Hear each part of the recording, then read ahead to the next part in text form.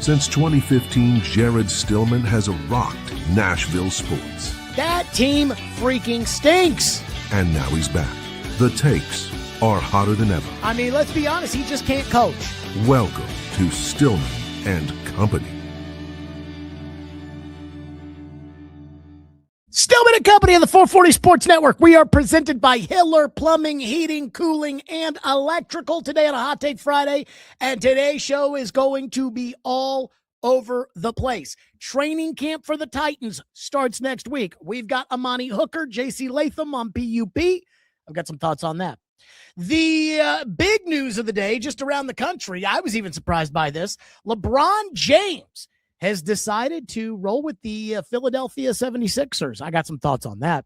The WNBA, Caitlin Clark, and this is not her fault, but the wildest paragraph you will ever see, I think, in a national column about the WNBA. We'll get to that today. I've got some thoughts on the ESPN layoffs, this weird polarizing Ryan Clark topic that a lot of people want to weigh in on. Plus, the Vols land the number one running back. They beat out Ohio State, and Diego Pavia has already been cut from the NFL. We are loaded. First, I do want to begin, as we always do, by telling you to like and subscribe. And right now, we are sitting there at 5,989 subscribers, which means we are roughly 10 subscribers away or so. I guess technically 11 subscribers away from 6,000. This show is not even a year old. Like and subscribe. This show is not even a year old. And we are almost at 6,000 subscribers. Now, I've been doing a lot of local radio hits in other markets. I did a national radio hit yesterday, really trying to get the brand out there. But the reason that this thing has grown is because of you people. Because you people that on a Friday in July when everybody's on vacation, and I'm going to Canada tomorrow, I get it.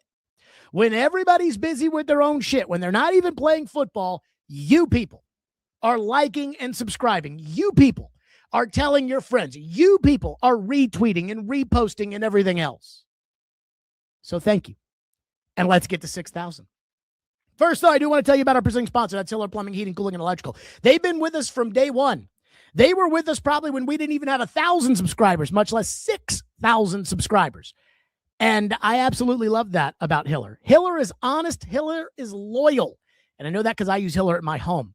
Hiller's got true transparency pricing, which means they will line item everything on the job every time they show up to take care of you. That's true.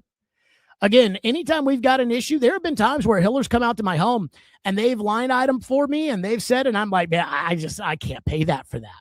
And they understand. There have been times where Hiller's come out to my house. Again, this is how honest and loyal they are, where they've said, we can do the work, but it's not going to be worth it for you, for us to do the work. That's why I love Hiller. That's why I trust Hiller. That's Hiller Plumbing, Heating, Cooling, and Electrical. Happy you'll be, the service is free. That's their guarantee. If something's not right, they'll make it right. That's Hiller Plumbing, Heating, Cooling, and Electrical. Proud supporters of the Preds, the Vols, and Vandy. That's Hiller. Call the Happy Face Truck today. Oh, my God.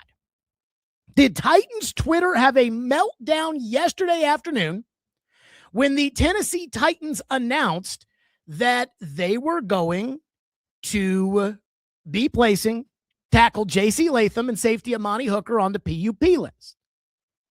And I was a little surprised at the level of freak out when it came to Hooker and Latham.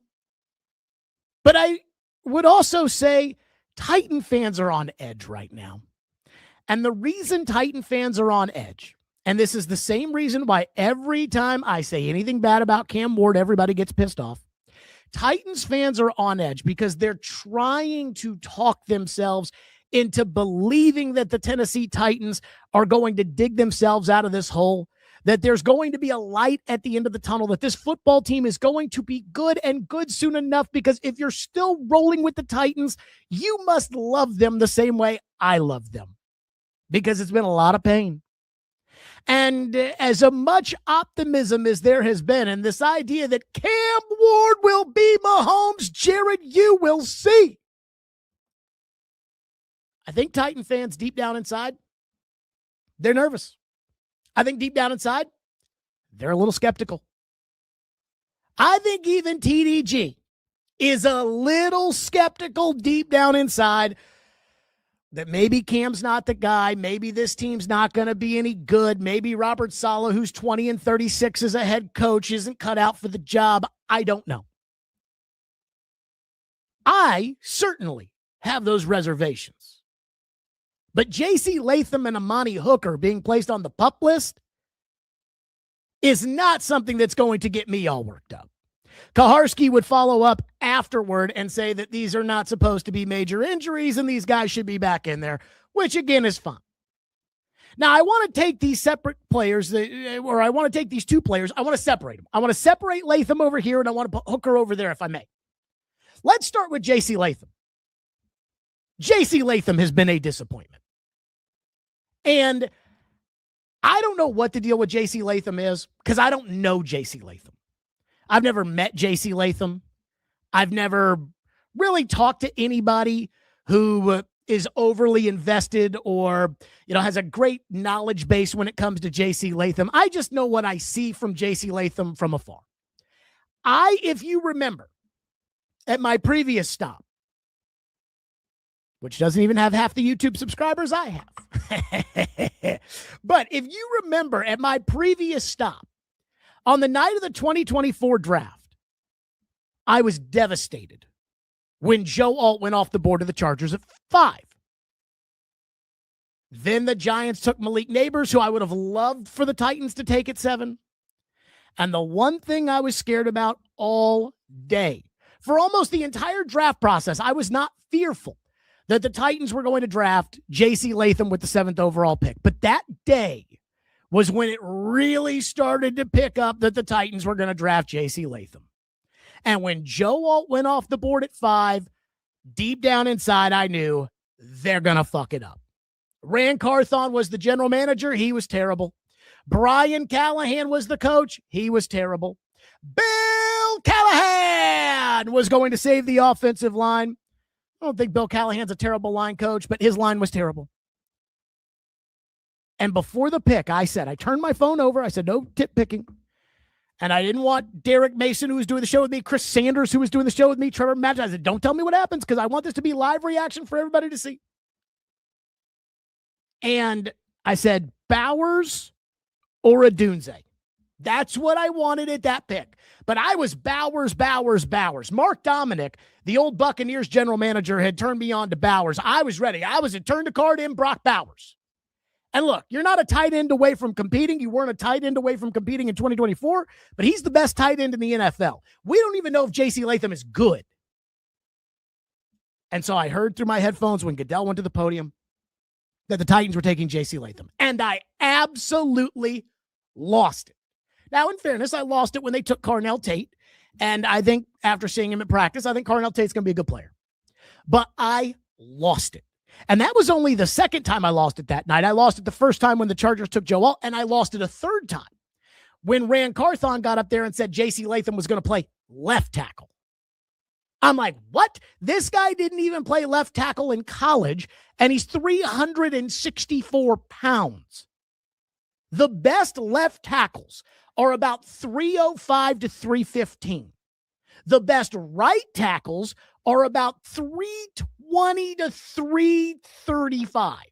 And he was 346. So to me, he couldn't play left tackle. He's not athletic enough to play left tackle. But no, Bill Callahan, he has all the answers. And so the Titans tried J.C. Latham at left tackle, and predictably, it was a disaster. Latham did lose a lot of weight to his credit, came back last year, and the Titans decided to sign Dan Moore to play left tackle, even though Dan Moore does kind of suck. And it was a move I was totally on board with. And by the way, I don't have a problem with Dan Moore. I mean, look, I don't think Dan Moore's very good, but I also don't think Dan Moore's very bad. And when it's come to the tackle situation with the Titans, it has been very bad. Hasn't been very good. It's been very bad. Dennis Daly was very bad. Andre Dillard was very bad. Nicholas Petit-Frere, a.k.a. PT, he was really bad. Jalen Duncan was bad. John Njoku was bad. Dan Moore's not bad. Dan Moore kind of sucks, which also means that he kind of doesn't suck. And so I actually liked the decision to overpay for Dan Moore. You got to pay the suck tax for a guy that can play left tackle for a team that makes the playoffs. Because when Dan Moore was in Pittsburgh, he started at left tackle and they made the playoffs. That moves Latham to right tackle. With the 7th overall pick in a draft, a right tackle needs to be a Pro Bowl caliber tackle in order to justify that pick. J.C. Latham, as of right now, is not a Pro Bowl caliber tackle. I had concerns with Latham because I never liked Nick Saban offensive linemen in the NFL. And Latham especially, because J.C. Latham was too fat at 364. And in the SEC, you can get away with that. Nick Saban, what he would do is he would just get the biggest, fattest offensive linemen, make them bigger, make them fatter, and he would just push around these guys because they're college football players. But in the NFL, where each team has Travon Walker, the number 1 pick on one edge, and Josh Hines Allen, the number 6 pick on the other edge, you can't just bully ball those guys the way Saban bully balls them in the SEC. And with J.C. Latham, it's been one injury after another. He got hurt at the beginning of last year. He's hurt now. The truth is, J.C. Latham is teetering on bust territory. Again, he's a starting right tackle, and he's better than anything you could have found in the free agent market or anything like that. I'm not saying they should bench Latham. I'm not saying that they shouldn't resign Latham. I'm not saying any of that. But for the 7th overall pick, I need a Pro Bowl right tackle if he's going to play right tackle. If he's going to be Taylor Lewan, which he was a Pro Bowler, but if he's going to be Taylor Lewan, which is a starting caliber left tackle, a solid starting left tackle, I can use the 7th pick on that for left tackle, not necessarily for right tackle. And I understand the concern when it comes to J.C. Latham, because J.C. Latham has been a disappointment since being picked 7th. The truth is, the reason that this team sucks, and a lot of people will blame John Robinson for that, and it's not like John Robinson contributed to just greatness the day before he got fired. That's not true. He whiffed on Burks. He whiffed on Farley, which was so inexcusable. He whiffed on Isaiah Wilson. They didn't get a second contract out of Corey Davis, which if you're picking 5, you need to get an impact cornerstone player. Traded away A.J. Brown. I got all that. The reason this team sucks is because this team is picked 11th, 7th, 1st, 4th, 33rd. They had the 35th pick. And I don't know, what was Keldrick Falk, like 25th or 28th or something like that? They've had all these picks over the last 3-4 years that have been high first round, second round picks. And the best thing they have out of that is the 9th best guard. That's it. Tajay Spears is a third down back. He stinks. Will Levis is a backup quarterback. He stinks. J.C. Latham is a right tackle who can't stay healthy and might be a little too fat and might not be very good. Tavondre Sweat is on the New York Jets. I mean, right now, Femi Oladejo, Kevin Wentz, that's why this team sucks. Again, when it comes to, say, a pick like Isaiah Wilson, that one doesn't bother me. I mean, I understand it's just an unmitigated disaster to draft a guy who never plays for you. I got that. But the 28th pick in the draft never has the value of the 7th pick in the draft. It's not even close. If you picked up the phone on the night of the draft and you tried to move from 28 to 7, you'd have to give up like 7 years worth of first round picks. You can't do that. It is almost impossible. Buffalo moved up the year they took Josh Allen. They actually moved to 7 to take Josh Allen.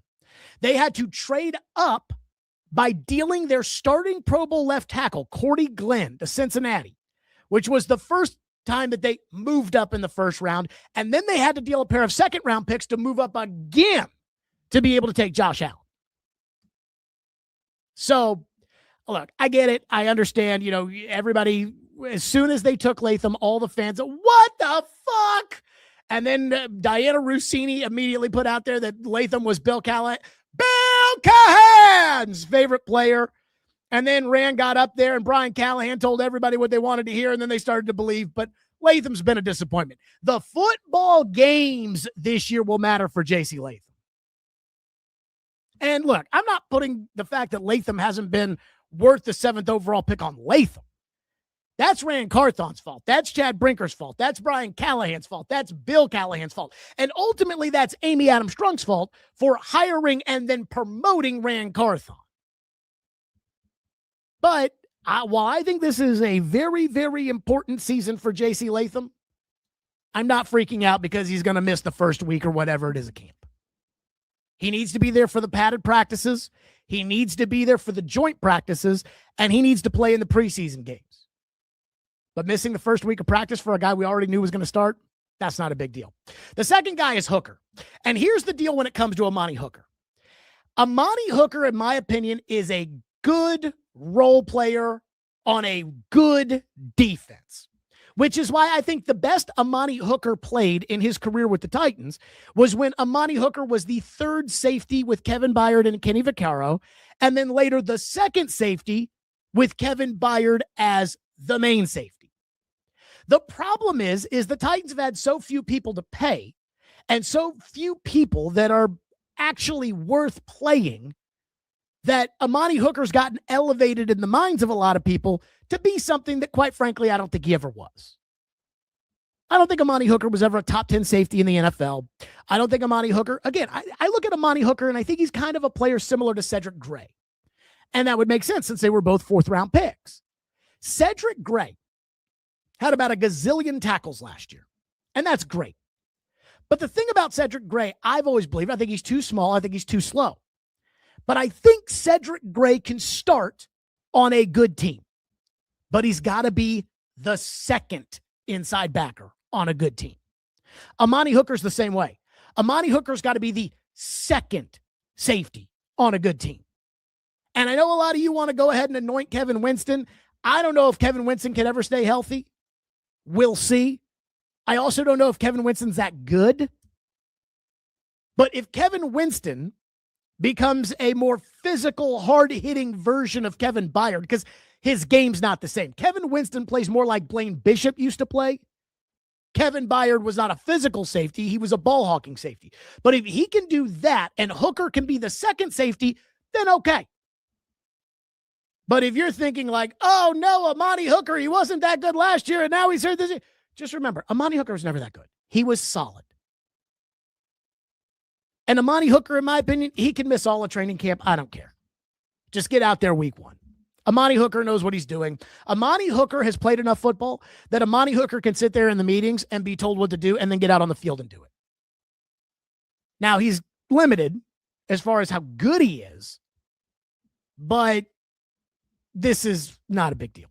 So for the people that were all worked up about it yesterday, I understand these are two guys that are not competing for starting jobs. These are two guys that are going to have starting jobs. And I'm fine with these guys not competing for starting jobs. There are not better players than them on the roster. So Kaharski says it's not going to be long for those two. My guess is Kaharski's source inside the building probably knows what he's talking about. The Titans probably wanted it out there that this isn't going to be a big deal so people wouldn't panic. People panicked anyways. But I don't think it's that big of a deal. So that's the first thing.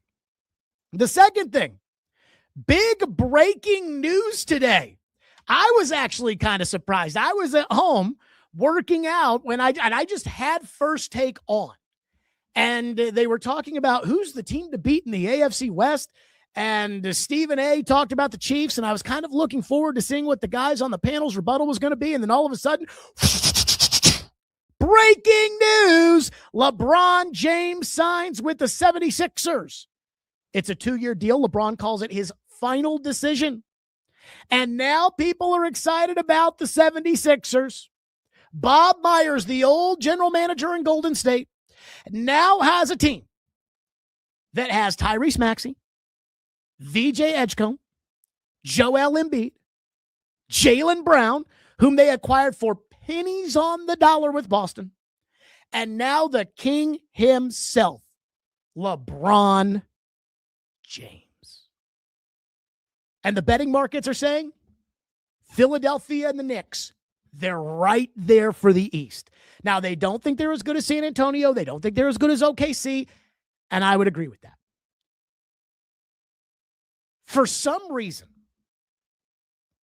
I am so incredibly skeptical of LeBron James and the Philadelphia 76ers. Now, on one hand, I love this move. On another hand, I hate it. First off, I've been conflicted when it comes to LeBron forever. I think I was in the 8th grade when LeBron got drafted into the NBA. I remember watching LeBron James when he was at St. Vincent St. Mary's. I remember when his mom bought him a Hummer, and there was all this question of who gave LeBron's mom the loan for LeBron's mom to buy LeBron the Hummer. How many of you OGs out there remember that one? And I remember when LeBron was drafted, and I remember the hype. And LeBron in his rookie year, he absolutely met the hype. I used to root for LeBron in Cleveland. Then when LeBron went to Miami, I rooted against LeBron. Then when LeBron went back to Cleveland, I was rooting for LeBron. Then when LeBron went to the Lakers, I kind of became neutral on LeBron. LeBron got a little too social justice-y for me. I didn't need to hear LeBron James's thoughts on policing. Kind of rubbed me the wrong way. I didn't really need to hear LeBron James's thoughts on anything, China. But LeBron felt the need to do it. I think LeBron's title in LA was a Mickey Mouse title. I do not consider it a real NBA championship. So I've always been conflicted when it comes to LeBron. How do I feel about LeBron and the 76ers? I think I probably would root against him. But I don't know. Call me when the games actually matter. But here's why I love it and here's why I hate it at the same time. Number one, what does LeBron's legacy get out of this? If LeBron goes to Philadelphia and wins a title with this loaded team, or what people think is a loaded team, then what's he get out of that? We'll look at LeBron as the guy who title hopped, the guy who went to Miami to win a title. And then he went back to Cleveland and made sure they had Kyrie Irving and Kevin Love so that he could win a title. And then he went to the Lakers and he made sure that they could get Anthony Davis. And then he won the Mickey Mouse title. And now he's going to Philadelphia to try to win a title with Jaylen Brown and Joel Embiid and VJ Edgecombe and Tyrese Maxey. So what would that mean for LeBron's legacy? And I don't know the answer to that. Number two, there is one basketball that they play with on the court. And Jaylen Brown has an ego. And Joel Embiid has been the top dog in Philadelphia for years. VJ Edgecombe is a young emerging player, and Tyrese Maxey, I thought in the playoffs this past year, I thought Tyrese Maxey was their best player. So how many shots does LeBron get? And how much is LeBron going to demand the ball and say, hold on, wait a minute, I'm the all-time leading scorer in the history of the NBA. I think you should give me the ball. And then what's that mean for all the other teammates? And yet, this is going to be incredible TV. This is what I love. I think it's going to be incredible television. And I don't just mean the games. The 76ers are going to be put on national TV ad nauseum. And I'm fine with that. You know, it's not like when he was with the Lakers and all the games were late night because they were in Los Angeles. No. They're going to play all these primetime windows. LeBron's going to be in them. And LeBron's worth watching. Then when they get to the playoffs, there's nobody in the East, not the Knicks, not the Heat. There's nobody in the East that you would say, that team is so much better than everybody else, and it's not even close. Which means the playoffs will be worth watching. And oh my God, whatever the 76ers do will be incredible fodder for the debate shows. I mean, think about this. The debate shows during the regular season when it comes to the NBA, they love talking about LeBron James. They love talking about LeBron James's legacy. They enjoy talking about Jaylen Brown last year. Was he an MVP candidate? Is Jaylen Brown going to be okay sharing the ball with Jason Tatum when Jason Tatum comes back? There's Joel Embiid. This is a large market Philadelphia. The debate shows are going to love it because if the 76ers stink and they're a dud, then it's going to be all talk about what went wrong. If they're good, it's going to be all talk about can they win in the playoffs? What's this mean for LeBron's legacy? Is Jaylen Brown okay with the ball sharing? This is great for television. It's great. And that's what I love about it. What do I think it's going to be? I think it's going to be a flop. I think it's going to be a flop.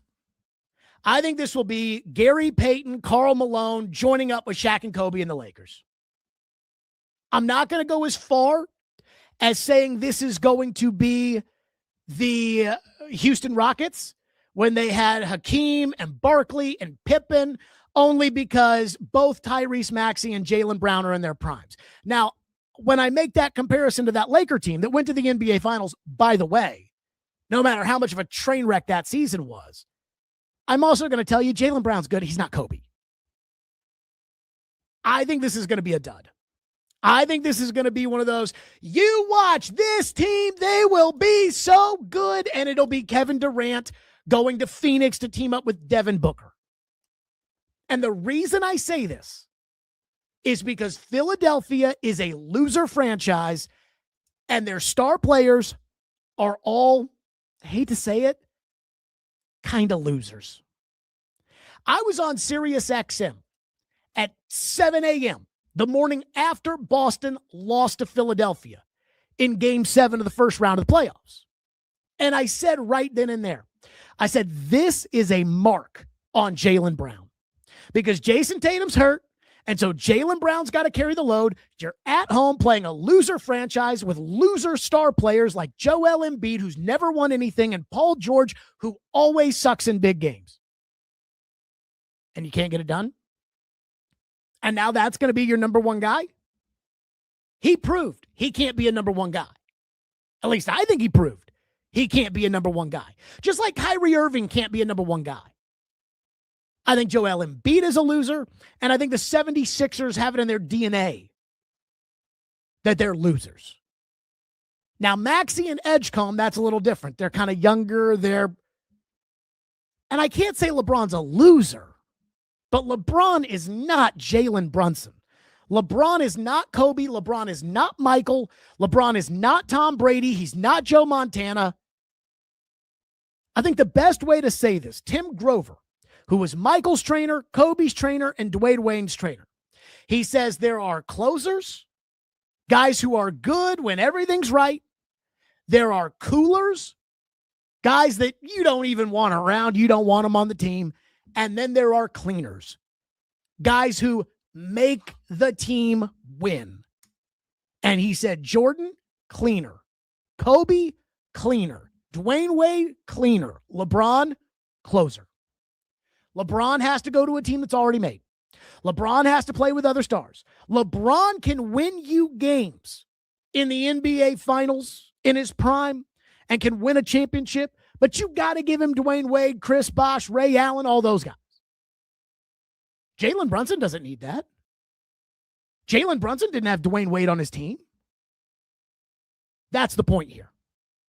Now, I'm not going to speak for Maxey because I thought Maxey played his tush off in the playoffs, but I don't think Joel Embiid is a cleaner, a true number one winner, a bulldog.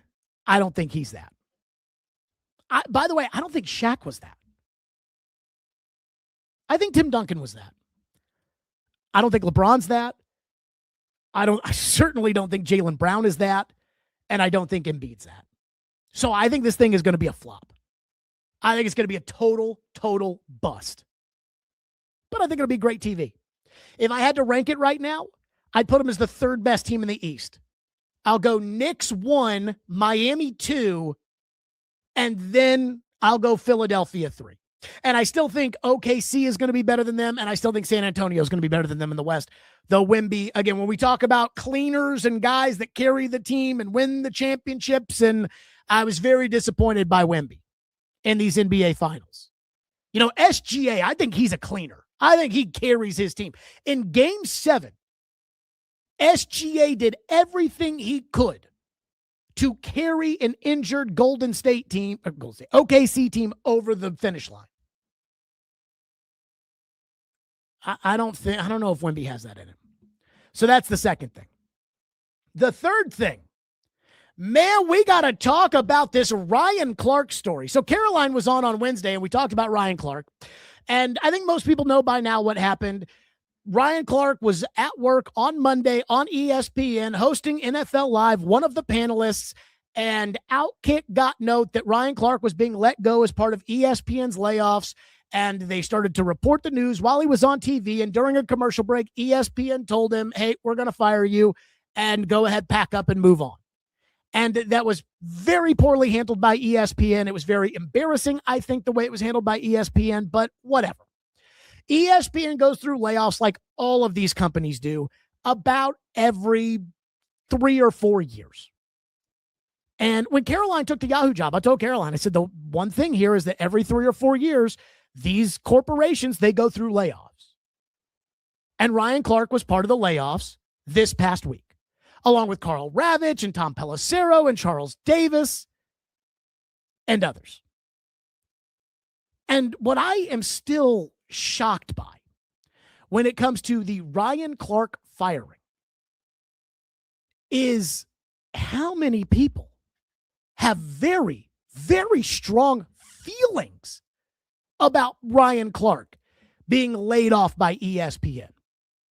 And I have to ask this, with all due respect, am I the only person who watches ESPN and thought Ryan Clark just simply wasn't interesting and didn't think Ryan Clark was very insightful? When I'm watching a talking head, these shows are not sports. You're not watching sports when you're watching PTI.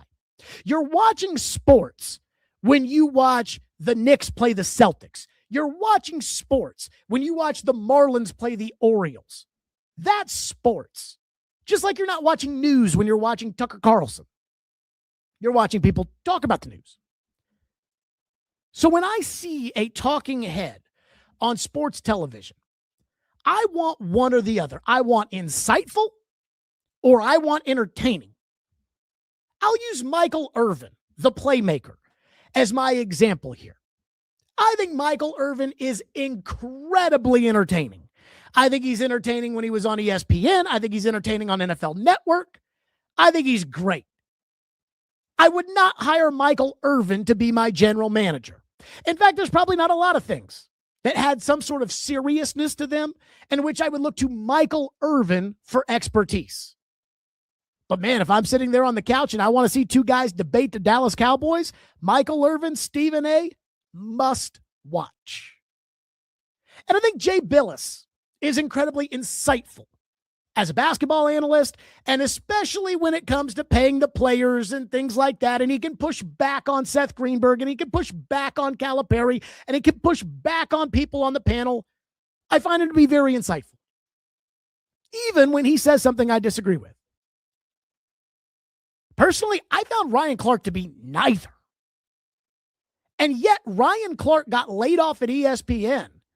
And I see two sides on social media that both have very strong feelings. I want to talk about this like it is some sort of massive development for ESPN. The Breakfast Club with Charlemagne and his crew, the Breakfast Club, they were talking about how dare ESPN let go of Ryan Clark. He built NFL Live. Well, he's going to be fine. He doesn't need to worry about ESPN. And I'm like, why do you guys feel so strongly about this? And I want to ask, like, the Breakfast Club, do you guys even watch ESPN? You seem so upset that Ryan Clark got laid off. What is it about Ryan Clark that you like so much?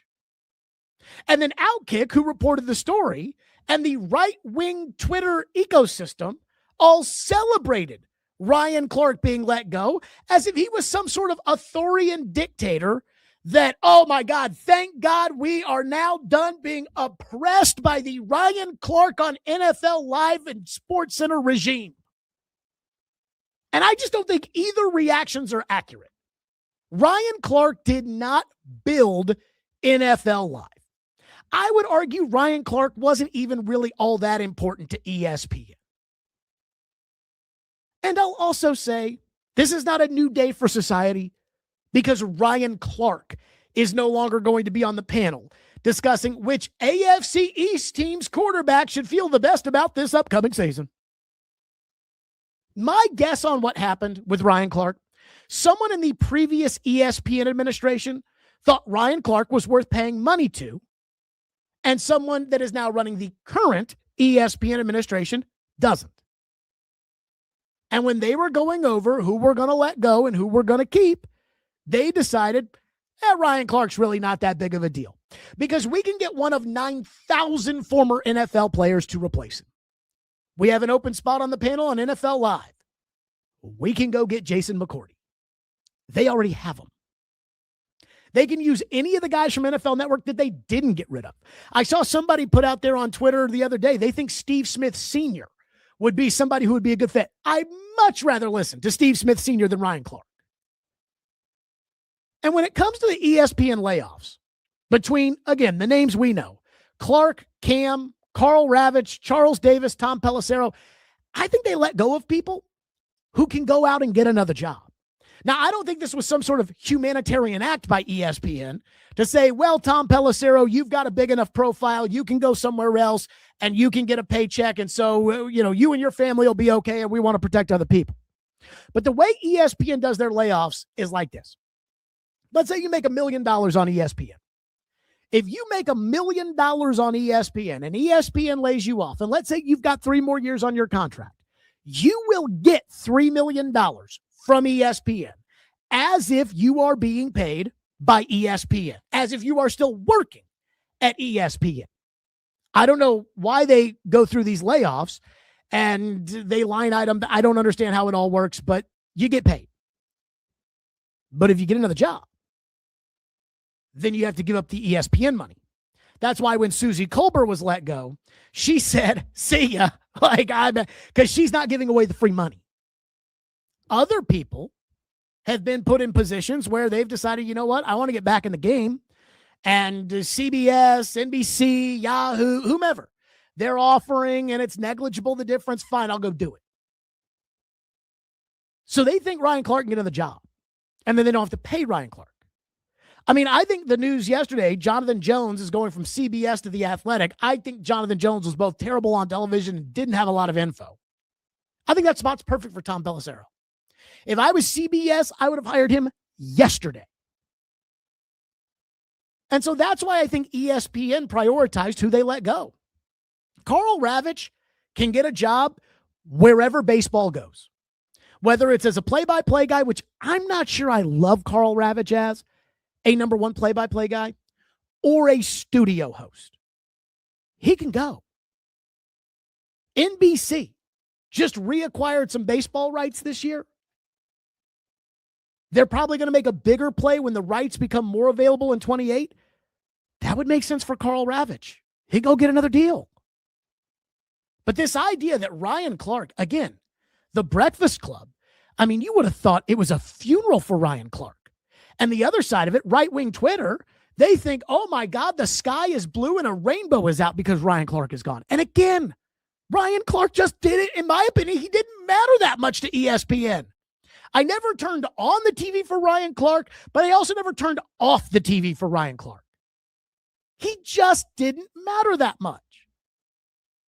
And I love all the big fighting about how, well, more people used to watch NFL Live then and more people NFL Live's the same. It's the same whoever hosts it. They bring up whatever topics are going on that day. They have some talking heads opine on them, and then they go to the next topic. It's the same every day, whether Ryan Clark's on it or not.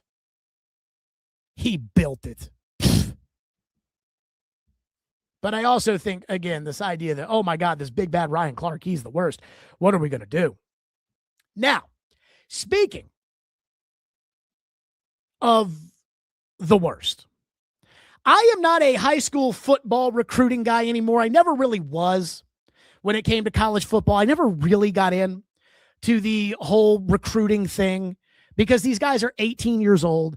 And when I was on the radio in Louisville and we were in a college town, yeah, we kind of got into it.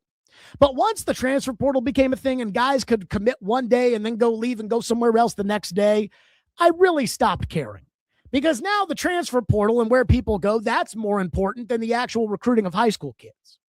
But the Tennessee Volunteers got the commitment of the top running back of the 2027 class, David Gabriel Georges. He is from Quebec. And they beat out Ohio State in order to get the stud running back. They're paying him $6 million on a 3-year deal in order to be the Vols running back. And when he committed, as expected, Tennessee fans, oh, we got the best recruited running back. Oh, my God, Josh Heupel with this running back. You're going to see. We beat Ohio State. Oh, my God, can you believe it? Oh, this is so. Look, I understand. He's one of the highest recruits in the history of the University of Tennessee since they've been keeping track of these player rankings, which really goes back to the beginning of the century. I know Bryce Brown was up there. Can I just say this? I've had way too many experiences over the years with Tennessee football, Tennessee Twitter, and recruiting that I don't really get excited about these players, and you shouldn't either, even if you're a Vol fan, until you actually see them play for the Vols. Number one, this guy's in the class of 2027. He might decommit. He probably won't, but he might. Number two, do you remember when NIL first became a thing and Tennessee decided that they were going to be on the forefront of NIL? We were going to have the most money and we were going to have the most passionate fan base and we were going to have the best collective and we were going to buy the best players. And Tennessee fans got really, really excited. The state's attorney general sued the NCAA.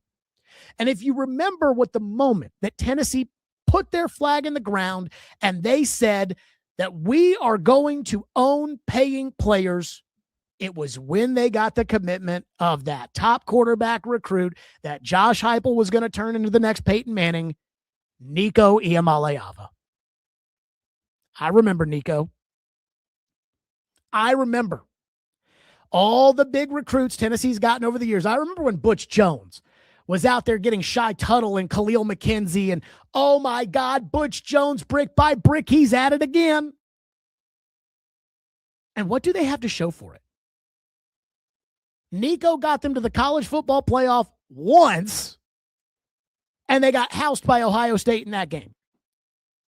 I'm not saying Josh Heupel shouldn't be out there trying to get the best players in the country to play for Tennessee. He should be. I'm not saying that this guy, David Gabriel Georges, isn't going to be Reggie Bush. I'm not saying that this guy can't carry Tennessee to a national championship because I don't know. I'm just saying I am so tired of Tennessee getting one marquee recruit that is supposed to represent the entire future of Vol football, and then that player really not being as advertised. I've seen it with quarterbacks. I've seen it with running backs. I've seen it with all kinds of players. The last Tennessee player that the fan base got the commitment of, that they said this guy is going to lead us to the promised land and was worth every penny, in my opinion, not that they were paying players then, was Eric Berry. That's how long ago it was. So I'm sorry, Vol fans. I know you love this guy. I know you think he's going to, you beat out Ohio State for him. So on to the college football national championship you go. But let's see if we can beat Vanderbilt first. And speaking of Vandy, yesterday the Baltimore Ravens waived Diego Pavia before training camp even started. So Pavia was invited to try out for the Ravens, signed a 3-year contract, which clearly was not guaranteed, was with the Ravens throughout the offseason, and on the eve of training camp, as the Ravens have signed center Ethan Pacic, they decided to release Diego Pavia. They still, by the way, have 4 quarterbacks on the roster. Can I just make a suggestion here when it comes to Diego Pavia? If I was Diego Pavia, I would release a statement. I would do an interview. I would something. And I would announce that I'm going to the UFL next year. Because I think that is what that league is missing. Quarterbacks worth watching on TV. And what I think Diego Pavia is missing, and what a lot of these quarterbacks that the NFL says, he's not good enough to play in the NFL, what they're missing is you can still get better. And the way you get better at doing almost anything is to play. There is not a team in the NFL that Diego Pavia could go to this year and not be on their practice squad. I would be shocked if there was a single team of the 32 that would even contemplate right now giving a live game rep to Diego Pavia. So why not go to the UFL? The problem with the UFL is that all those quarterbacks absolutely suck. Tony Perez is never going to play in the NFL. Jack Plummer is never going to play in the NFL. There are teams, quarterbacks I watch, I don't even know who this guy is. So why would Diego Pavia not sit there today, release a statement, do an interview, and say, I'm going to the UFL? And by the way, Diego Pavia, if he were to dominate the UFL, would not be the first quarterback that says, I'm going to another league to prove to the NFL that I'm good enough. The same way Warren Moon went to the CFL. Doug Flutie had to do it. Kurt Warner had to do it. Why not do it if you're Diego Pavia? And I'm pretty sure there's going to be a good payday if you decide to go to the UFL, because again, the UFL is trying to get people to pay attention to it. How do you do that? Polarizing quarterbacks that people want to see. So again, I know it probably sucks. I'm sure Pavia was excited for training camp and then got the call yesterday. Hey, we're going to waive you. We wish you the best, blah, blah, blah, blah, blah. Dude, just go to the UFL. And I think if Diego Pavia goes to the UFL, we'll see other quarterbacks go to the UFL. And I believe that every quarterback who is not a starter or a career backup who is really there to cash a check, throw some preseason passes, and then just make sure that whatever your team's rookie flavor of the month is, that they don't step over their own feet. If you're not one of those guys, if you're not Case Keenum or you're not CJ Stroud, go to the UFL. If you're Will Levis, what'll be better, being a third-string quarterback this year or going to the UFL? Go to the UFL. After this year, when the Colts end up letting Anthony Richardson become a free agent, go to the UFL. That's what I think a lot of these quarterbacks need to do, and I think it would make the sport and the league worth watching more. It'd be good for everybody. And then finally, I can't believe this. I mean, did anybody see the latest in the WNBA? So, the WNBA, and the games are on television. Ion Networks has the game of the week. I see that, Scripps Sports, they've got a free channel. They're always showing WNBA games. ABC's got WNBA games. NBC's got WNBA games. Amazon Prime's got WNBA. CBS has WNBA. WNBA, if you want to watch WNBA, you can get WNBA. But the WNBA has now turned into cable news fodder and ideology debates more than it is actually a sports league. And I'd say, I can't believe that. But I absolutely can believe it. And what the WNBA needed to become what it has become is one tiny little spark. Caitlin Clark was the match. Caitlin Clark was the person that got people to tune in to college women's basketball, and the person that when she went to the WNBA was going to get people to care about the WNBA. She was the match. And the spark they needed was the jealousy of the women in that league that were jealous of Caitlin Clark the second she stepped foot into that league. And that little petty jealousy, for whatever reason it may be, whether it's that she's not as good as Asia Wilson, whether it's certain players resenting the fact that she was getting all the attention because she was white, whether it was people resenting the fact that she was getting the attention because she was straight, I don't know. But for some reason, the league did not view her as the golden goose.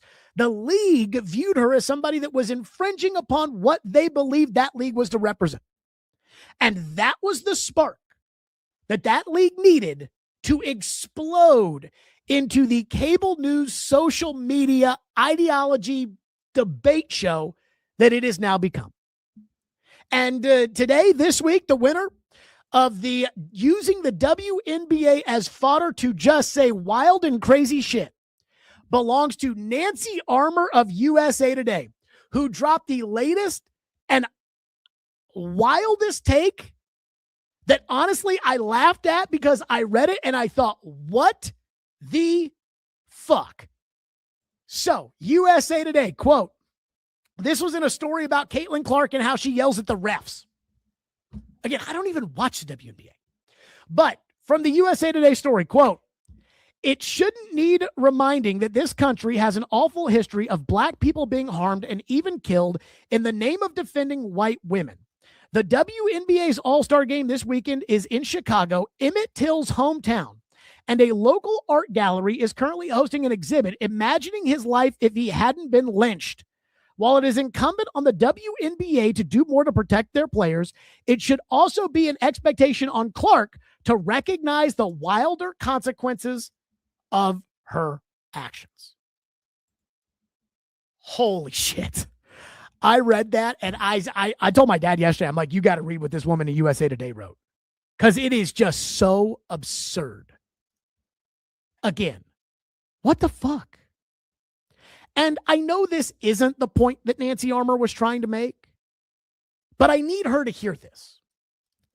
Caitlin Clark is not responsible for anybody or anything except for Caitlin Clark. And maybe when it comes to CBA negotiations, which they just had, maybe she's a little beholden to the players union. Because a lot of times there's the talk of, hey, we're going to stand up for what we believe in, for the previous generations that fought for us, and for the future generations that will fight for the future of the game. But other than that, the only person Caitlin Clark is responsible for, in my opinion, is Caitlin Clark. And for some reason, people just think that we need to have discussions about Emmett Till in regards to Caitlin Clark. And that is so reckless and it is so unfair. What did Caitlin Clark do that we need to start evoking Emmett Till's lynching into discussions about the way she talks to the refs? And here would be my advice to the WNBA. And I saw that the WNBA is thinking about firing their commissioner. ESPN put out there that people think this is going to be Kathy Engelbert's last year and whatever. Here's what the WNBA needs to do. The WNBA needs to just play ball. That's what they need to do. They need to stop reacting to every little thing that is said. And they need to stop acting like they are the perpetual victims of online bullying, like Alyssa Thomas and her teammates and the rest of the league did a couple weeks ago after she put her fist to the throat of Caitlin Clark in the middle of a game. Here's the reality. When you are famous, when you are popular, when you are polarizing, which that league is, people are going to say really mean things on social media. I am not as popular as the WNBA, and people say mean things to me on social media every day. We don't need to have a press conference. We don't need to have a debate. We don't need to. It doesn't matter. Just play ball. They need to stop having their PR staffs step in when players don't want to answer questions about playing on a team with their own girlfriends with which they chose to disclose to the world of their relationships. They don't need to duck Dan Patrick because the commissioner's not strong enough to be able to answer a couple of questions from a guy who, for the most part, I think is pretty fair. Just go play ball. Just go play basketball and let the game do the talking. Because right now, again, I think the WNBA is more popular on social media, more popular to debate about on cable news than it actually is for people to watch the games that are being played that don't involve Caitlin Clark. Just worry about the basketball. Now, the one thing where I will say that this is a little different is I will say it's a little different from the standpoint that when it comes to the NBA and the NFL, and those leagues have their drama too now, that while we all love the bullshit, we all love the debates, we all love the players that feel the need to say something, and then half the fans hate this player, and then the other half, kind of like Ryan Clark. Half the people love Ryan Clark, half the people hate Ryan Clark. I didn't think Ryan Clark was a very good analyst, but man, that is a great bullshit, July polarizing, people get mad about, talking about topic. In the end, the thing we care most about is the games. So in the NBA, while we can sit here and we can talk about all the drama and gossip and everything else, in the end, they're going to play basketball and we're going to actually watch the games, and more people are going to watch the games than care about the drama. Same with the NFL. I'm not sure I can say that about the WNBA. With the NFL and the NBA, and there are times that those leagues are circuses off the field. Vrabel, Rossini, anybody? In the end, what matters is the games. And what's happening with the WNBA right now is the entertainment of the argument is now overshadowing actual basketball. And the winner of that, apparently this week, is Nancy Armour. Now, I saw once again the debate that seems to never go away, the transgendered men, or I guess transgendered women. I don't know exactly which one, but transgendered women playing women's sports, biological men playing women's sports. This debate, again, has come up, and I guess Sophie Cunningham came out and said she doesn't believe in that. And again, right-wing to yeah, left-wing people, how dare she? Can I just say this? If you are a man and you want to cut your wee-wee off and you want to be a woman, fine. I don't care. But you can't play sports. To me, that's how I feel about it. And I feel the same way about hormone replacement, right? You can go to any one of these places now. They've got them every other street. And you can go get popped with as much testosterone as you want. And if you want to go do that, if you're 58 years old and you want to feel like you're 32 again, fine. Go to the testosterone place, go to the hormone clinics, have your blood drawn, have them give you whatever you need that you're deficient in, and let that chest hair grow, baby. But you can't play sports and pump yourself full of testosterone. You can't do it. You can't play baseball and do what the average Joe can do. That's how I feel when it comes to all these transgendered issues in sports. And maybe I'm putting my feelings, I'm projecting my own feelings onto society with this, but I feel like 85% or 90% probably agrees with me. I don't see why this is such a political issue. And yet I've had people say to me like, how could you let a biological man play women's sports? How could you? Well, number one, I'm not sure I really care that much. Like, until it becomes so much that we watch a WNBA game and we see, Shaquille O'Neal out there, it doesn't really bother me. This Penn swimmer and Riley Gaines finished 5th when she should have finished 4th or what? I don't care. But if you're asking me if I'm running for president and you're saying, Jared, what do you think about this? What I would say is you can't pump yourself full of testosterone and play baseball. There are rules. And I feel the same way about having a, what do they call them? A gender reassignment. So I don't, you want to go cut your wee-wee off? Be my guest. You want to go cut your wee-wee off and go play women's sports? I got a problem with that. And it's not a big problem. I don't stay up at night worrying about it. I don't vote certain ways because of it. But Sophie Cunningham's entitled to think whatever she wants. And the WNBA and the players, and they just all need to figure that out. And that's how I feel. And that's how I feel about this league. And good luck to them.